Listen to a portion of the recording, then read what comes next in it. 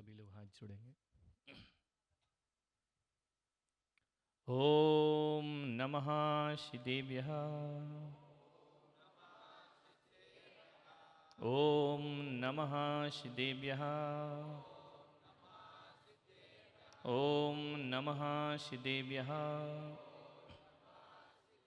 यदर्शाभावेन प्रमुदितमनादर्दुर्यः क्षणादासीत् स्वर्गी गुणगणसमृद्ध सुखनिधि लभन्ते सद्भक्ता शिवसुखसमाजं किमुतरा महावीर स्वामी नयनपथगामी भवतु मे।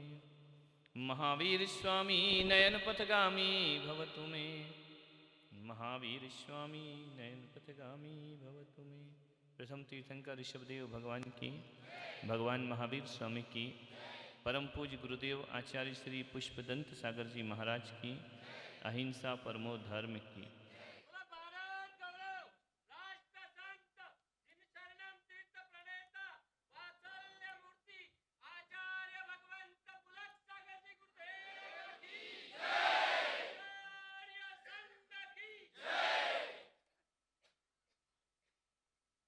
प्यारी प्यारी हव्यात्मा,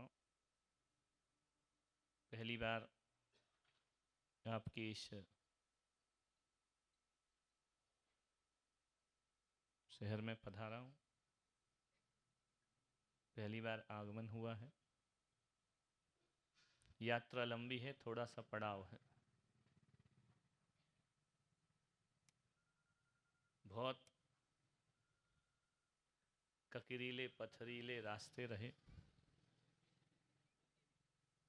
मुझे लगा कि लासूर में वैयावृत्ति की जरूरत नहीं पड़ेगी, इतना एक्यूप्रेशर हुआ है। लेकिन एक बात ध्यान रखना, प्रेशर केवल पैरों में नहीं होता है। पैरों का प्रेशर तो फिर भी मिट जाता है, आदमी दिमाग में प्रेशर लेकर जी रहा है। इस प्रेशर को मिटाने के लिए मुझे तुम्हारे लासूर में आना पड़ा है। बहुत प्रेशर में है आदमी, बच्चा है वो भी प्रेशर में है, बड़े हैं वो भी प्रेशर में, सब है तुम्हारे घरों में। एक भी चीज़ ऐसी नहीं है जो नहीं होगी। आपके घर में सोफ़ा सेट है, डाइनिंग सेट है, नेकलेस सेट है, बर्तनों का सेट है, सब चीज़ सेट है। इनका दिमाग, तुम ही बोल रहे, हम नहीं बोल रहे। दिमाग अब सेट है, उसको सेट करना है, ध्यान रखें। और औरंगाबाद से चलकर मैं यहाँ आया। अभी तक तो मुझे लग ही नहीं रहा कि औरंगाबाद से आ गया हूँ, क्योंकि चारों ही तरफ औरंगाबाद है। सुबह शाम दोपहर सब औरंगाबाद ही औरंगाबाद है। और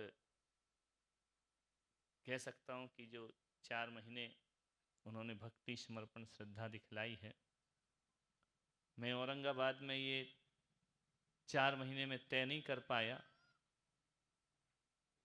बहुत विचार किया, सोचा, लेकिन 4 महीने में मैं इस रिजल्ट पर नहीं पहुंच पाया कि किसकी भक्ति ज़्यादा थी और किसकी भक्ति कम थी। सभी का अपना अपना समर्पण रहा, सभी की अपनी अपनी भक्ति रही, अपनी अपनी अदाएं रही, अपनी अपनी स्टाइल रही। और मैं ऐसा ही भारत चाहता हूँ कि जहाँ हम किसी की आस्थाओं और श्रद्धाओं में भेद ना कर पाएं, तो समझना भारत अपने आप स्वर्ग हो जाएगा, समाज स्वर्ग हो जाएगी। कौन ज़्यादा और कौन कम मैं कैसे बता सकता हूँ। एक ने पूछा आपका खास भक्त कौन है। मैंने कहा मेरे सभी खास हैं, कोई भी ऐसा नहीं कि जो कम हो या ज़्यादा हो, और सभी यहाँ पर बैठे हैं। मुझे लगा कि कार्यक्रम थोड़ा लंबा चलेगा, इनको थोड़े माला आला हार हार डलेगी, स्वागत होगा। लेकिन हमारे कार्याध्यक्ष महोदय ने चातुर्मास के इनको दे दिया हिंट कि कुछ भी नहीं करने का, है ना। और काय का हार, हे हरिहर में हार के आया, अब क्या हार चढ़ाऊं। तो ज़्यादा दिन यहाँ पर नहीं हूँ, जितने भी दिन हूँ, चाहे 1 दिन हूँ, 2 दिन हूँ, 3 दिन हूँ, लेकिन इतना ज़रूर कहूँगा लासूर वालों की औरंगाबाद में 4 महीने का चौमासा तुम्हारे यहाँ 4 दिन का चौमासा होगा।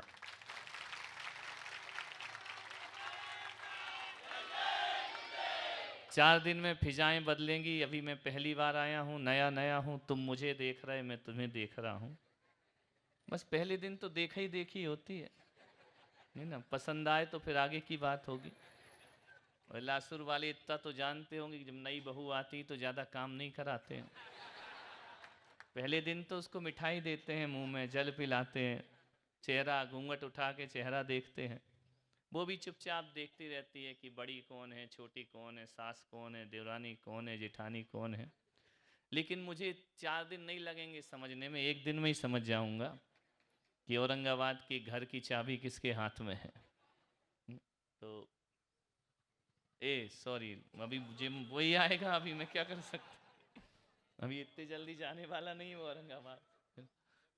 हाँ, लासूर को नासूर नहीं बनने देना है और ऐसी क्रांति यहाँ से खड़ी करना है कि सुबह और शाम मैं इतना कहता हूँ कि बस एक ही निवेदन रहेगा कि मेरी सभाओं में, मेरे प्रवचनों में, मेरे कक्ष में उन लोगों को लेकर आना जो मंदिर से दूर भागते हैं, उन लोगों को लेकर आना जिन्हें धर्म बुरा लगता है, उन लोगों को लेकर आना जिन्हें साधु संत कोई काम की चीज़ नहीं लगा करते हैं, और मेरी सभा में उन्हें लेकर आओ जिन्हें धर्म पसंद नहीं है। मैं विश्वास दिलाता हूँ, एक बार तुम लाओ, रोज रोज वो अपने आप धर्म की तरफ जाएंगे।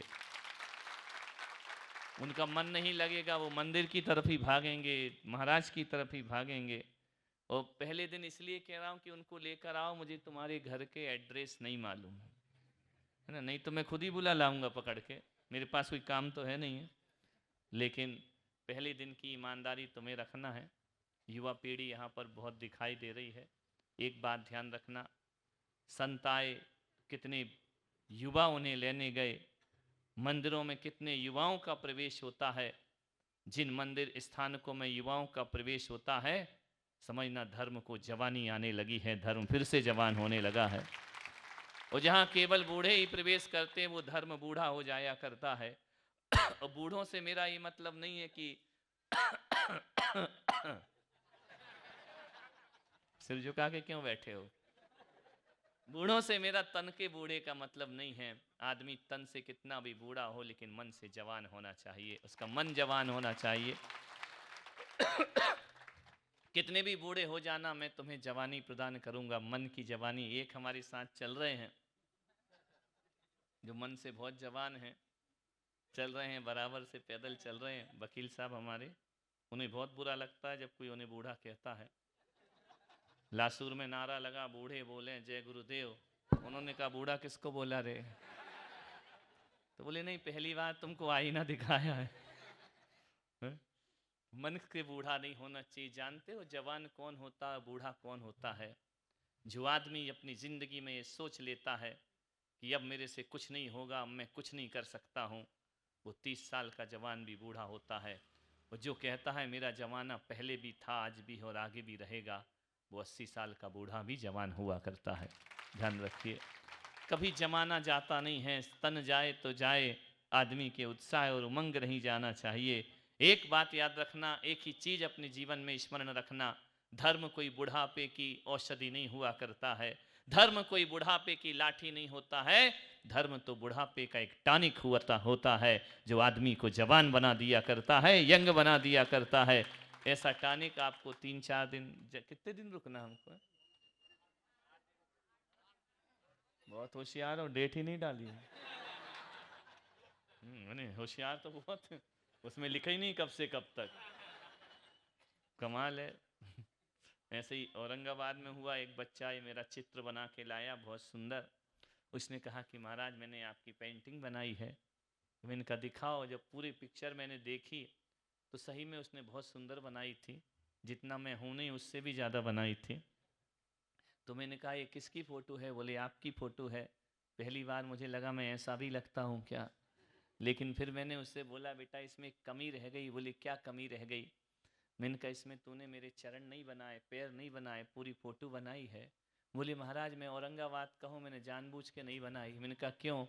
बोले इसलिए कि यदि चरण बना दूंगा तो तुम लासूर चले जाओगे, इसलिए मैंने चरण नहीं बनाए हैं, ये तब बनाऊंगा जब तुम जाओगे। तो बहुत होशियार हो गए हैं वहाँ के लोग। इतना ही कहता हूँ कि संत के चरण तस्वीर में हो या ना हो, आपकी तकदीर में संत चरण जरूर होना चाहिए। और जिस तकदीर में संत चरण संतास्था होती है, उस तकदीर की तस्वीर बदलने में फिर ज़्यादा देर नहीं लगा करती है।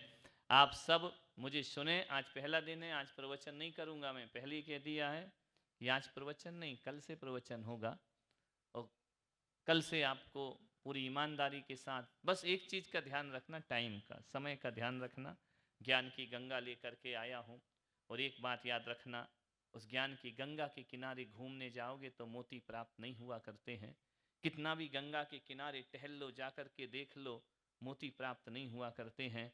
अरे मोती तो उसे मिलते हैं जो गंगा में गोते लगाना जानता है, और जो किनारे बैठा रहता है उसे रत्नों की प्राप्ति नहीं होती है।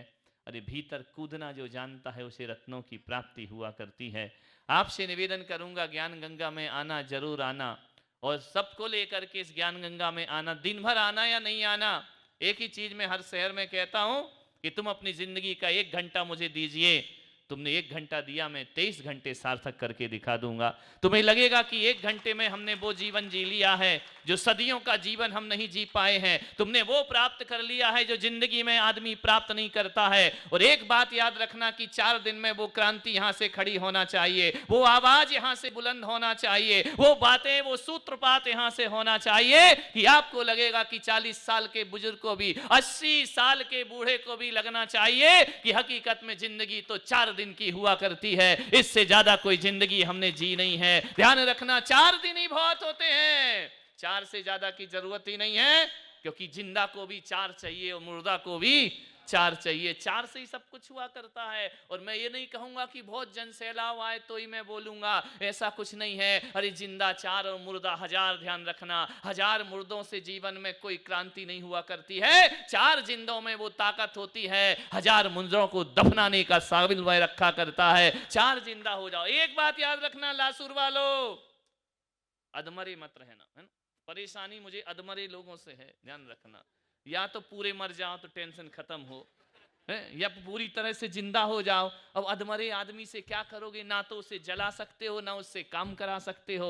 फालतू घर पड़ा है, चारपाई तोड़ रहा है, मतलब क्या है। जिंदगी में अधमरी जिंदगी मत जियो। धर्म करो तो ऊंचाइयों पर करो, और कर्म करो तो आदमी को ऊंचाइयों पर करना चाहिए। जो भी करो सुपर क्वालिटी का करो, अधमरे से अनमने से जीवन मत जियो। एक बात याद रखना, युवाओं से निवेदन है कि गुनगुना पानी कभी जीवन में भाप नहीं बना करता है, लेकिन जब पानी 100 डिग्री से ऊपर ज्यादा उबलता है तब वह ऊंचाइयों को प्राप्त किया करता है। गुनगुना जिंदगी मत जियो, थकी थकी सी जिंदगी मत जियो, हारी हारी सी जिंदगी मत जियो, उदास उदास सी जिंदगी मत जियो। जिंदगी को पूरी जिंदा दिली के साथ जीने का प्रयास करिए। अरे जिसके जीवन में जोश होता है, जिसके जीवन में होश होता है, जिसके जीवन में कुछ करने का जज्बा होता है ना, 100 साल भी उसे जिंदगी में कम लगा करते हैं। और जो निढाल होकर अधमरे जीते हैं, एक एक दिन उन्हें 100 साल के बराबर बोझ लगा करता है। बोझिल जिंदगी नहीं जीना है, पूरी जिंदा दिली के साथ जीना है।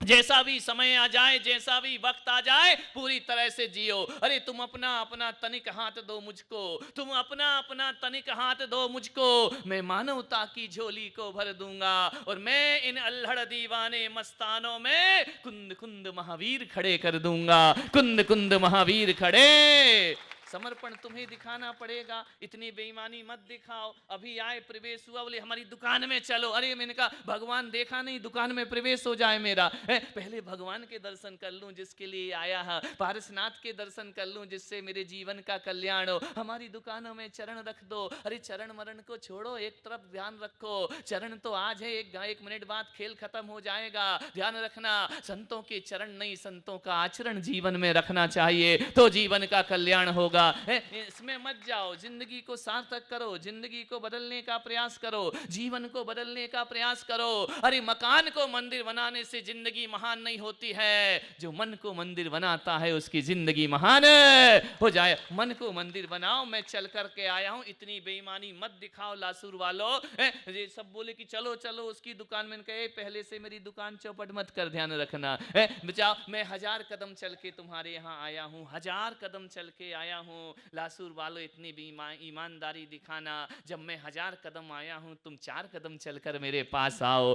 तुम्हारे 4 कदम मेरे 1000 कदम। अरे जब कोई श्रावक 4 कदम मंदिर की तरफ जाता है, परमात्मा 1000 कदम उतर के उस मंदिर में आ जाया करता है। इतनी ईमानदारी दिखाओ, अब इतनी बेईमानी नहीं कि हमारे गांव में आ जाओ, हमारे मोहल्ले में आ जाओ, हमारे घर में ही आ जाओ, हमारे कमरे में ही आ जाओ, हमारी दुकान में ही आ जाओ। अरे कहीं आए ना आए, संत तुम्हारी जिंदगी में आ गया तो कायाकल्प हो जाया करता है। संतों जैसा जीवन जियो, संतों जैसी जिंदगी जियो, संतों के साथ सत्संग करो। थोड़ी देर का सत्संग भी बहुत कुछ होता है। अब इसमें समय मत गंवा देना कि महाराज और रुको, महाराज और रुको। जो मिल रहा है उसका आनंद बटोरिए, जो चला गया है, जो नहीं है हाथ में, उसके लिए दुखी मत होइए। जो भी प्राप्त हो रहा उसे बटोरो, आनंद को बटोरोगे, जीवन में आनंद ही आनंद की प्राप्ति हुआ करेगी। नहीं तो आपका समय रह जाएगा, वक्त गुजर जाएगा। एक जगह मैंने चातुर्मास किया, औरंगाबाद में नहीं, औरंगाबाद का तो कुछ अलग ही चातुर्मास था, क्योंकि अभी सब औरंगाबाद के बैठे हैं।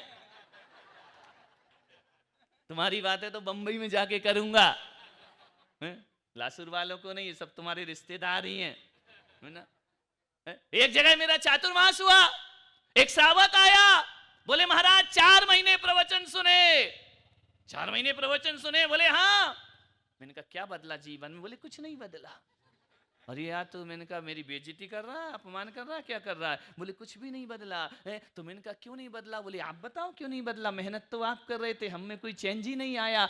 हमने तो कसम खा रखी थी हम नहीं सुधरेंगे। मैंने भी खा रखी थी मैं सुधार के ही रहूंगा, ध्यान रखना।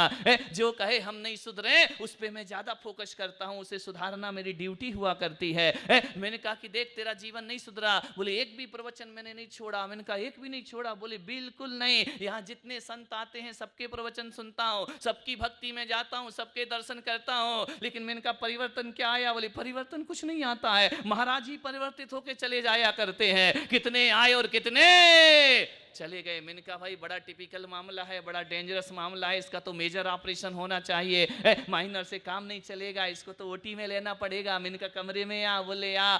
बोले क्या? मैंने कहा कौन सी बीमारी लगा रखी, इतने महाराज आए चले गए तुझे कोई फर्क नहीं पड़ा? अरे बोले मुझे कोई फर्क नहीं पड़ता है। बोले आपका भी कोई फर्क पड़ने वाला नहीं है। अरे तो मैंने कहा बात क्या है? बोले आप बताओ मुझे क्यों नहीं आ रहा फर्क में।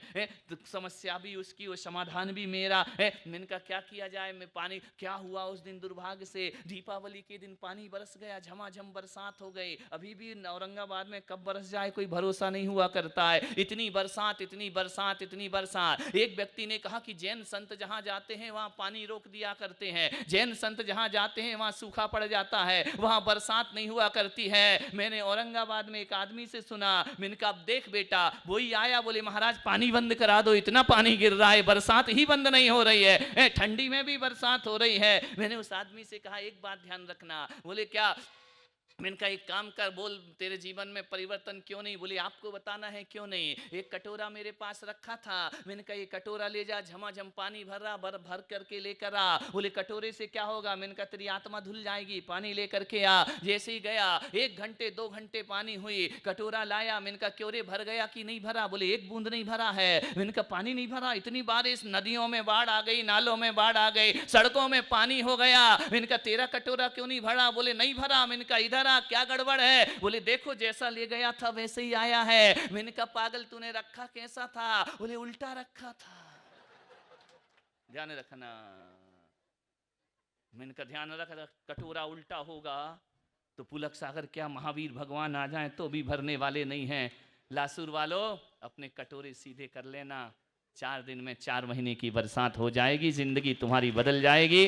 बस कटोरा सीधा करो, आज का टाइम है शाम तक, है? इस दिमाग को सही करो, कटोरा उल्टा रख के मत बैठो, नेगेटिव सोच रख करके मत बैठो, इसलिए मत बैठो कि ये क्या चल रहा है, क्या हो रहा है, इससे कुछ नहीं होता है। अरे ध्यान रखना, अरे मैं जो जो पाता है ध्यान रखना, जिन खोजा तिन पाइया गहरे सागर बैठ, जिन खोजा तिन पाइया गहरे सागर बैठ, मैं बोरी देखन गई रही किनारे बैठ। जो किनारे बैठेगा उसको रत्न की प्राप्ति नहीं हुआ करेगी। डूबने का प्रयास करो, अंदर जाने का प्रयास करो। एक बात याद रखना अपनी जिंदगी में, जिस आदमी ने ठान लिया है कि मुझे अपने आप को बदलना है, उसे बदलने में फिर ज्यादा दिन नहीं लगा करते हैं। और जिसने सोचते हैं कि हम बदलेंगे ही नहीं, एक आदमी था मुल्ला नसरुद्दीन था, उसको नहीं जाने दिमाग में क्या सूझ गई, उसको सूझ गई, पत्नी से फोन लगाया घर में, बोले हाय, बोले बेगम बोलो, पत्नी ने कहा बोले क्या बात है आज इतने जल्दी फोन क्यों लगा रहे, बोले मैं मर गया हूं। पत्नी ने कहा मर गया, बोले हाँ, तो बोले फोन कौन कर रहा है, बोले मैं मर गया हूं। बोले अरे मर गए, पत्नी ने कहा यार ये मर गया और फोन लगा रहा है। उसने कहा देख बेगम तू मान ले मैं मर चुका हूं, मैं अब जिंदा नहीं हूं इस दुनिया में, मेरे प्राण पखेरु निकल गए हैं। पत्नी ने कहा अच्छी बात है मर जाओ, ये तो बहुत पहले हो जाना चाहिए था, अभी तक तुम जी काहे को रहे थे। जैसे ही शाम को घर आया पत्नी ने कहा खाना खा लो, बोले मैं मर गया हूं। अरे पत्नी ने कहा तू जिंदा है, पैदल चल के आया है, मुर्दा आदमी को लिटा के ले जाते हैं, तू खुद चल के आ रहा है, बोले नहीं मैं तो मर चुका हूं। पत्नी ने कहा यार इसको कौन सी बीमारी हो गई, जब देखो मर गया मर गया, सारी रात चिल्लाया मैं मर गया मैं मर गया। अब पत्नी औरंगाबाद की होती तो उसकी व्यवस्था भी कर देती कि बुलाओ भाई उसको ले जाओ, मर गया तो फूंक फांक के आओ। और लेकिन पत्नी करे क्या, ना मरा है ना जिंदा है, लेकिन उसने मान रखा है मैं मर गया हूं। उसने डॉक्टर को फोन लगाया, बोले डॉक्टर साहब आओ मेरे पति को देखो क्या हो गया है। डॉक्टर आया, डॉक्टर ने कहा क्यों रे क्या हुआ है, बोले मैं मर गया। तो बोले तू मर गया, बोले फिर बोल कैसे रहा है, बोले तू जान अब क्यों बोल रहा हूं, मैं तो मर चुका हूं।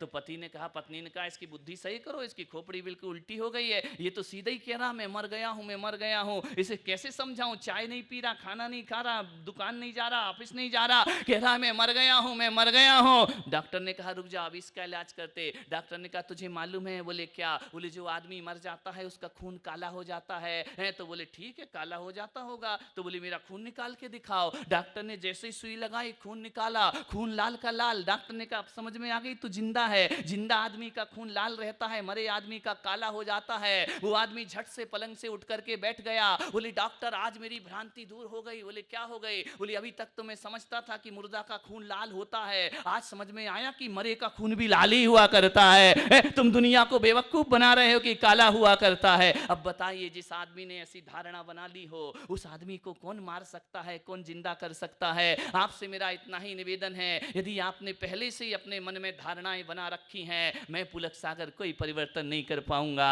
आकाश में सूरज आता है हजारों सहस्र रश्मि किरणों को लेकर के, वह आता है आकाश में अपनी किरणें बिखेरता है इस धरती पर, वह दुनिया से कहता है दुनिया वालों 12 घंटे अंधेरों में रह चुके हो, आओ मैं तुम्हारे जीवन में रोशनी प्रदान करता हूं, प्रकाश प्रदान करता हूं। सूरज आएगा, आपके घर भी आएगा। सूरज गरीब के घर भी जाता है, अमीर के घर भी जाता है, हिंदू के घर भी जाता है, मुसलमान के घर भी जाता है। अरे सूरज को जो अर्घ चढ़ाते हैं उनके यहां भी रोशनी देता है, और जो उसकी बुराई करते हैं उसके यहां भी सूरज रोशनी। सूरज का काम है रोशनी देना, सूरज का काम है अंधकार को हर लेना। सूरज की किरणें आएंगी, आपके दरवाजे तक आएंगी, लेकिन एक बात याद रखना लासूर वालों, सूरज की किरणें आपके दरवाजे तक तो आने का प्रयास करेंगी, लेकिन तुमने यदि दरवाजा बंद कर रखा है तो सूरज की किरणें धक्के मार के दरवाजा नहीं खोल पाएंगी। ध्यान रखना, वो 12 घंटे इंतजार करेंगी, अब दरवाजा खुलेगा, अब दरवाजा खुलेगा, अब दरवाजा खुलेगा।